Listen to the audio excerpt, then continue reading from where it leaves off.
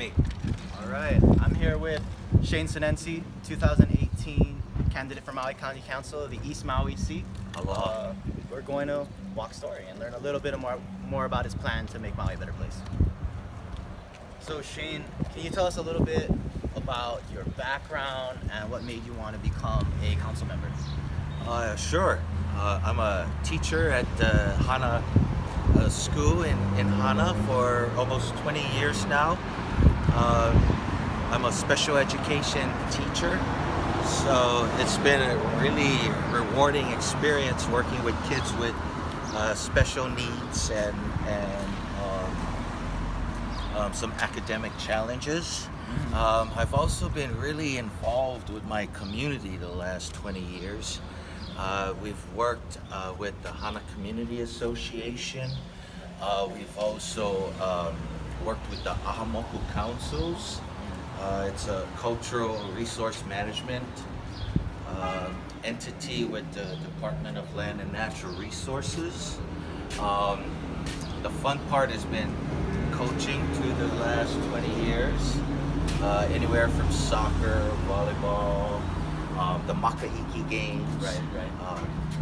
So I've just been really doing a lot of work in my community and working closely with the county. And so this has kind of been the impetus for me to get involved more with the larger Maui County community. Okay, so you and the other candidate for the East Maui seat, you guys this will both be your first time in office, right? Correct. So how does your career as an educator, how do you think that prepares you for being a council member? That's correct. You know, we ran 2 years ago in 2016, and you bring up a good point. There were about 7,000 registered voters that voted for neither of us, and I think it was because they either didn't know any of the issues of East Maui, or they felt that, hey, maybe I don't live in Hana or East Maui, so I don't have the right to vote in that district. But we're reminding all Maui voters that, hey, you can vote for all 9 seats on the county council. You know, I'm also taking my administrative cohort in school administration. So and just some general leadership classes. So that's the training to become like a principal or a vice principal, is that correct? Yeah. I think as far as working in the education, it's almost a natural progression from working in the educational system for that long, and then eventually evolving into more leadership roles. Interesting. So you did bring up that, all of Maui gets to vote for every council member seat. Even if we don't live in East Maui, right, we can still vote Correct. for somebody out there. What do you think people in the larger Maui need to know about the issues that affect the Hana community? Yes, I think we share a lot of the similar issues from across the island. And if you've made it to East Maui lately, we've got the same road and highways infrastructure issues. I think the tourism, the increase of the tourism imprint on the Aina and on our roadways have really taken its toll. And so we're at a point, I think, in Maui history that, hey, we can our population is increasing at a pace that we've never seen before, and I think we need to have some leadership that has the foresight, the Ike to look and see and study what population growth means for Maui County. What if in a matter of 5 to 10 years our population will double? Is our infrastructure ready to accommodate that many people on this island?